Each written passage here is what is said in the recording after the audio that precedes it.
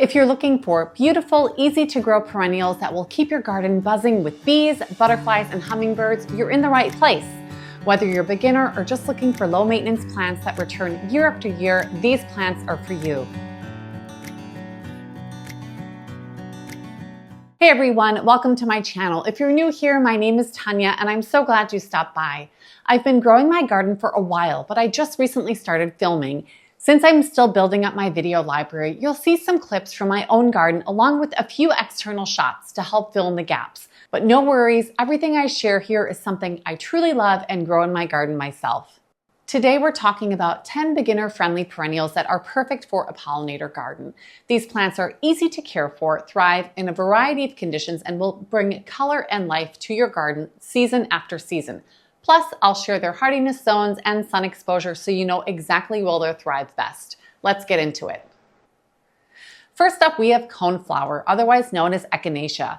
This is a plant that's hardy zones 3 through 9 and grows in full sun. So why grow it? While the classic purple coneflower, otherwise known as Echinacea purpurea, is the most well-known, this flower actually comes in a variety of pinks, yellows, oranges, and whites, and it makes them a reliable perennial for different color palettes and garden styles.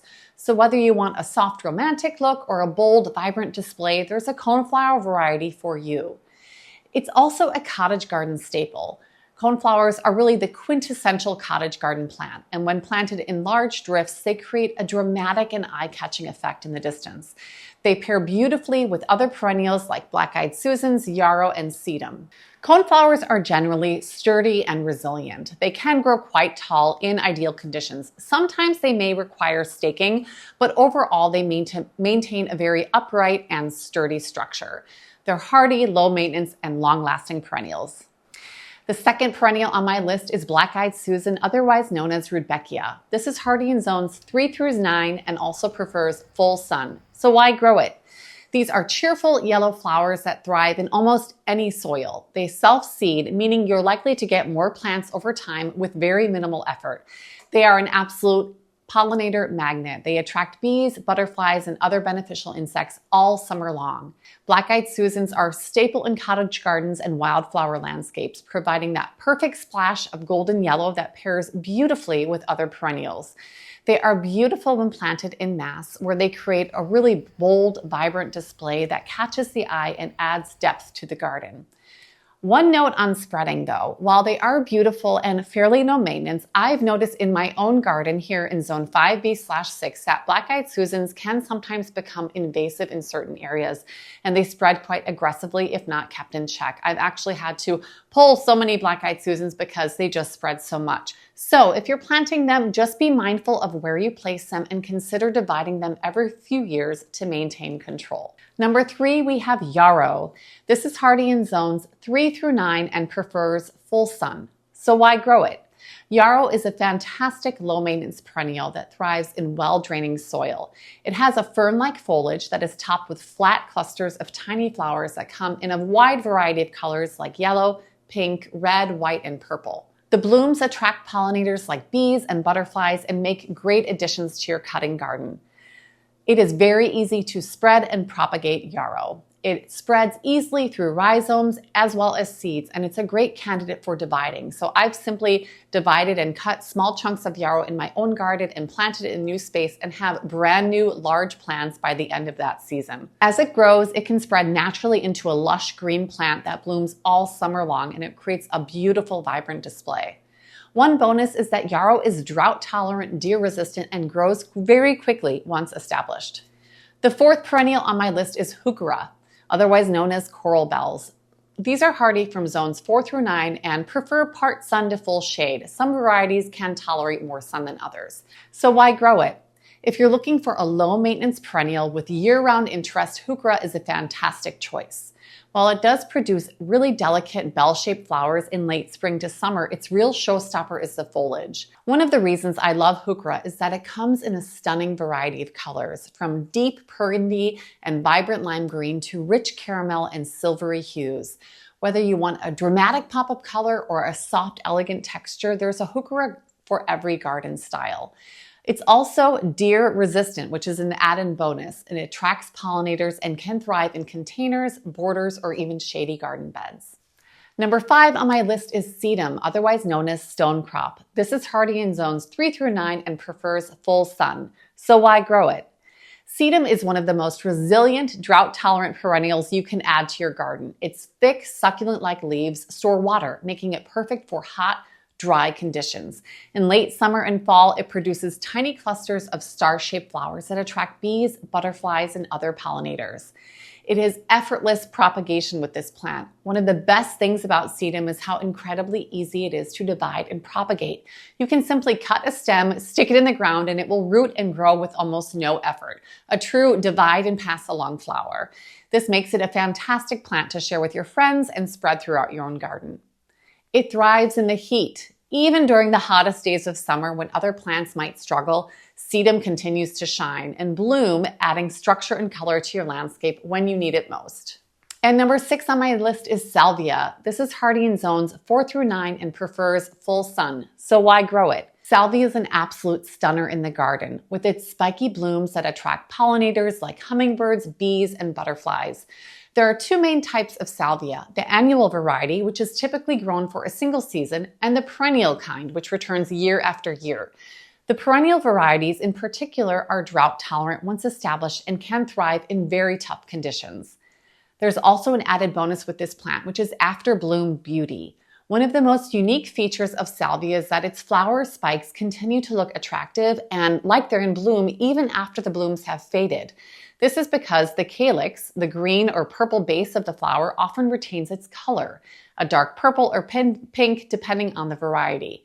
This adds lasting visual interest to your garden and is especially dramatic when planted in mass.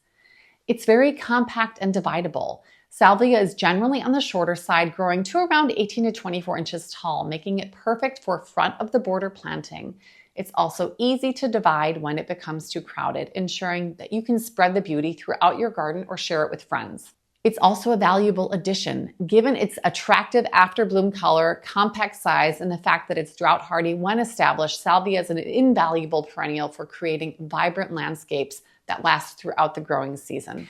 And number 7 on my list are hostas. These are hardy from zones 3 to 9. They prefer part shade to full shade. So why grow it? Hostas are the ultimate shade-loving perennial, making them an excellent choice for those tricky low-light areas in your garden. They're incredibly resistant to pests and diseases, which makes them a very low-maintenance favorite. Hostas are also easy to divide, so if you have a large clump, you can simply transplant it in your garden or share it with a friend. Once planted in the right conditions, they multiply and form large, lush clumps that provide great foliage interest during the gardening season. They're low maintenance and reliable bloomers. Hostas are incredibly resilient. They require minimal watering and are reliable bloomers, producing tall flower spikes in early summer. The blooms are typically white or lavender colored and attract pollinators like bees and butterflies. They have an ability to thrive with very little attention and continue to grow year after year, and makes them a dependable choice for any garden. They have a wide variety of sizes, shapes, and colors, from rich green to blue-green, as well as variegated options. Hostas can complement any garden style, so whether you're looking for a low-growing ground cover or a larger, show-stopping plant, there's a hosta really for every space. Hostas truly shine in shade or partially shaded areas where other plants might struggle. And number 8, we have daylilies. Daylilies are hardy in zones 3 through 9. They prefer full sun to part sun, so why grow it? When we think of daylilies, we often think of the classic yellow variety, but daylilies actually come in a rainbow of colors, including purples, pinks, apricots, reds, and even bicolor options. This incredible color variety makes them a versatile addition to any garden, allowing them to complement different color palettes and flower combinations. They are incredibly hardy and low maintenance. Daylilies are extremely hardy and drought tolerant, which makes them great for a variety of growing conditions. They can easily be divided, and they thrive when split and replanted, making them a plant that just keeps giving. Not only that, but daylilies bloom the first year after planting, which is a huge win for beginners. They are known as the workhorse in the garden when everything else is struggling to keep up, especially during the dog days of summer when many other plants start to look tired. While their individual blooms only last for a day or so, their flower stems are packed with numerous buds, so they create a stunning display throughout the summer. As a bonus, they have a grass-like foliage that adds texture and contrast to other plants, and they require very little care when established. Number 9 on my list is Nepeta. This is hardy from zones 3 to 8 and prefers full sun to part sun. So why grow it? Nepeta, also known as catmint, is a pollinator magnet. It attracts bees, butterflies, and even hummingbirds. It's also extremely drought tolerant once established. It makes it an excellent choice for low maintenance gardens. Nepeta comes in a range of sizes, from low-growing mounded varieties like the proven winner's cat pajamas variety to the larger, more upright forms of the true catmint varieties. This offers plenty of options for different garden styles. The flowers of Nepeta come in shades of white, lavender, purple, and white, and the blooms are beautiful. The carex, which is the stem and foliage, remains attractive long after the blooms are spent, and this gives Nepeta a distinct advantage over other flowering plants, very similar to salvia, since it continues to look beautiful in the garden even after its peak bloom time.